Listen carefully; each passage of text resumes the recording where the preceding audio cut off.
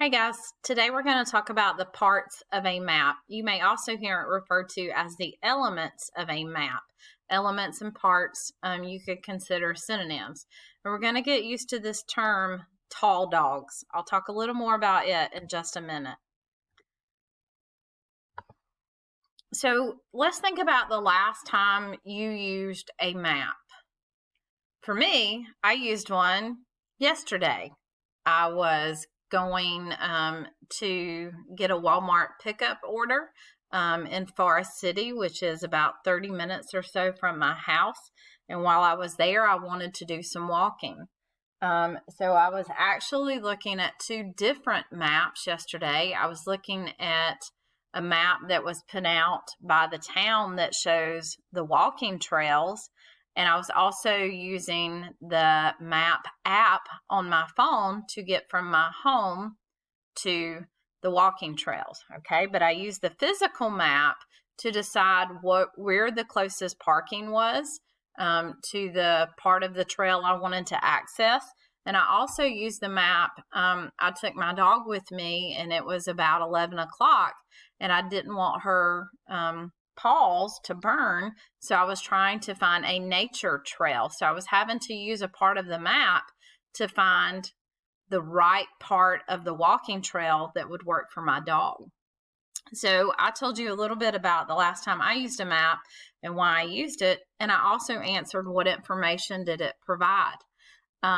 Less than a year ago, my husband and I went on a trip to Disney World, so we were using maps there. You've probably used a map if you've gone to Carowinds. If you've ever gone to a city or maybe an attraction like Carowinds or maybe even somewhere like Cowpens Battleground, all of those places will provide you with a map so you can figure out where you want to go within that place. So what is Tall Dogs exactly? Well, we're not talking about a great name, okay?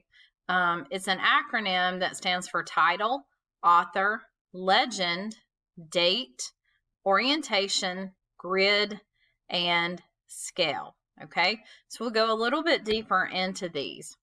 So a title tells you what the map is about. And at this point, if you've not already set up in your notebook or on notebook paper, if you've not already started a notes page, you need to do that now. It would make sense to title it what the title of our PowerPoint is, which is simply parts of a map. Okay, so a title tells us what the map is about. It's just like the title of a book. It's a short summary of what's going to go on. So here we're looking at a map of South Carolina. Hopefully you recognize that. We live right here in Spartanburg. Okay, what is the title of this map? Well, I picked this map on purpose because the title is not at the top. The title is down here at the bottom. Okay, if you said South Carolina counties, you are correct. That is the title of this map. Okay, some other features on this map. There's not a date. There is a scale. And this is what we call a political map because it's divided by political boundaries, in this case, counties of South Carolina. Okay? All right, an author. This will be the next thing you put on your notes. The author of maps are important. You need to know who is putting this map out. This is important simply because there could be a bias in information. Okay? It may not be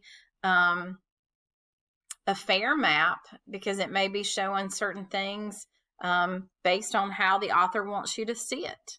Okay, so the author is the person or group. Oh, I see a typo. A person or group that created or published the map. So who is the author of this map?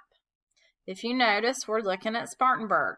Okay, we've got some highways on here. We've got some little towns within Spartanburg.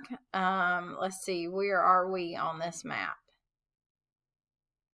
Oh, this is zoomed into Spartanburg so much we don't even see. There's a little bit of Valley Falls. Some of you that are viewing this may be around Valley Falls. So we would be up in this general area. But our question is, who is the author? Okay. if you said it was the South Carolina SCIway.net, you would be correct. Okay, that is the author of this map. Okay, you're going to see a lot of maps by them if you search South Carolina maps. Okay, the title of this map would be Spartanburg. We do have a scale, we've got a date, and we also have orientation. We'll get to that later. All right, so the next thing in your notes, you need to add legend. You may also refer to this, or also known as, a key. It's where we see the symbols and other important information to understand what is represented on the map. Okay, so this is a map. Maybe you recognize it. It is of Carowinds. I would dare say some of you have used these before. Maybe not. Maybe I'm old school and I'm the only one that likes a paper map when I go to these places.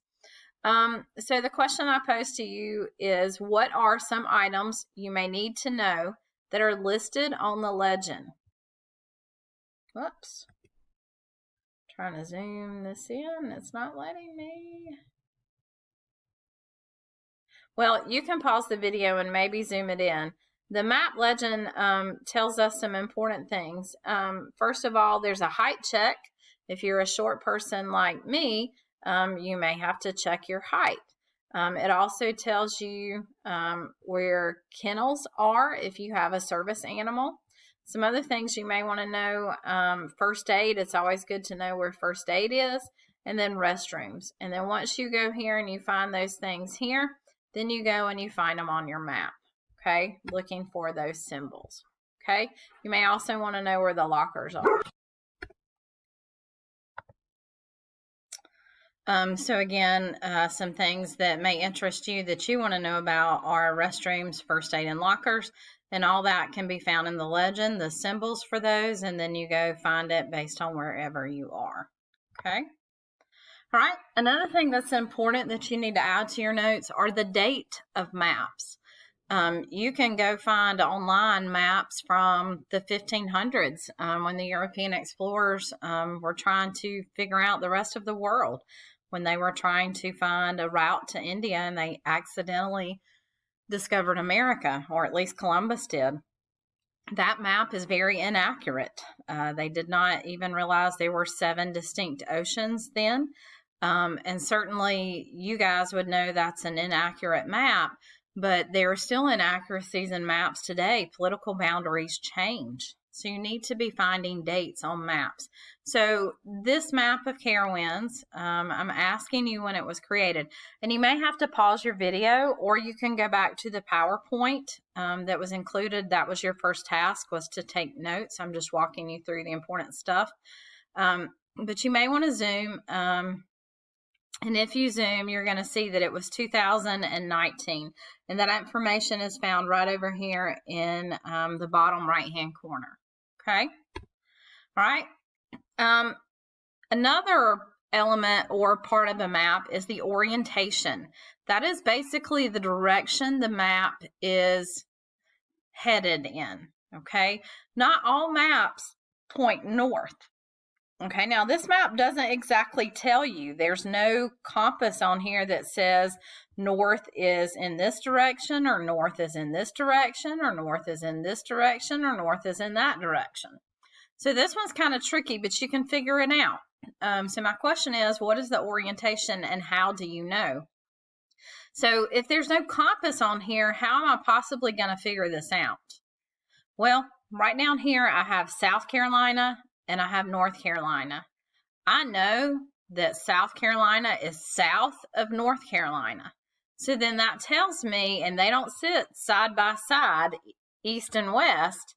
They sit side by side, north-south. So that tells me that north is this direction. If I were to draw a compass on here, it would be pointing that direction.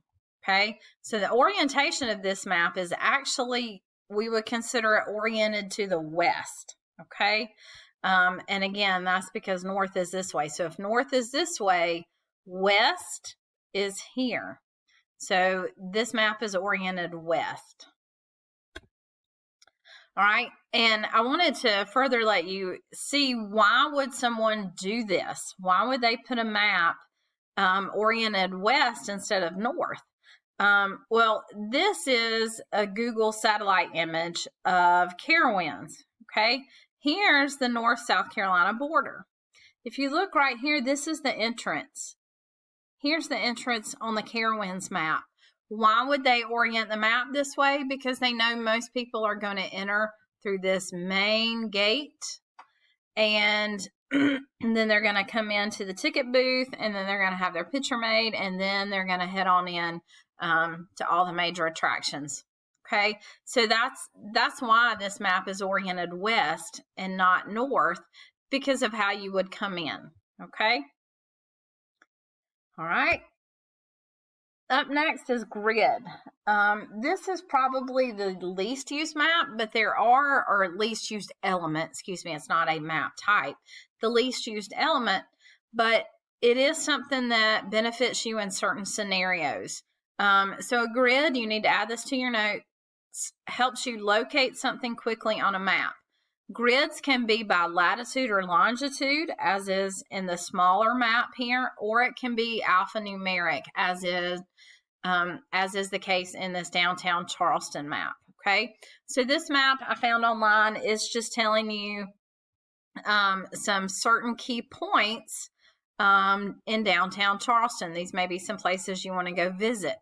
Okay, and you could find it by saying, okay, let's see, the waterfront park is on 7I roughly. Now, I'm not going to tell a taxi cab driver, or an Uber driver, hey, take me to I-7. But if you're driving yourself, you may want to find the parking that's near there. So then you would put into Google parking on East Bay Street if you want to go to the park there. Okay. Now, my question posed to you on this map is, what is the latitude and longitude of Spartanburg? So you're going to come over here and you're going to find Spartanburg, and I realize it's terribly hard to see. Again, you can go to the PowerPoint and zoom it. Maybe you can pause this and zoom it that way. It would be 35 north and about 82 west. Okay, and those aren't exact. You can Google a more exact latitude and longitude. All right, our last element of a map as part of tall dogs is scale. That is the ratio between the unit of distance on a map compared with the actual unit on the distance on Earth. Okay, so I don't expect you to sit down with an actual ruler or even take a piece of paper and mark it, but I want you to roughly come up with the distance between the Great Smoky Mountains and the Congaree National Park. The Congaree National Park is the only national park in South Carolina. The Great Smoky Mountains borders North Carolina and Tennessee. So I'm just going to take my finger. I know you guys can't see that. I'm going to take my finger, and on here, it's about a nail's length for me. I don't have long nails. And that roughly comes to 250 miles. So when I do that, and I'm trying to get the distance between the Great Smoky Mountains and the Congaree National Park, I have roughly 250 miles. Okay. All right, so I'm going to back us up one slide here. So just another thought.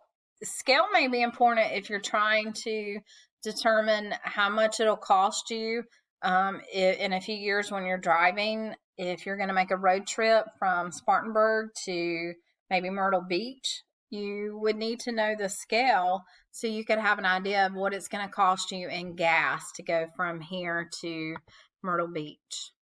All right, so we just went over all the parts of a map. Again, that's tall dogs, title, author, legend, date, orientation, grid, and scale. Up next, you're going to take a short little review. It isn't for a grade, but you do need to submit it. And it's a good review of what we've studied and some other uses and reasons you would need to know the elements. All right, y'all have a great day.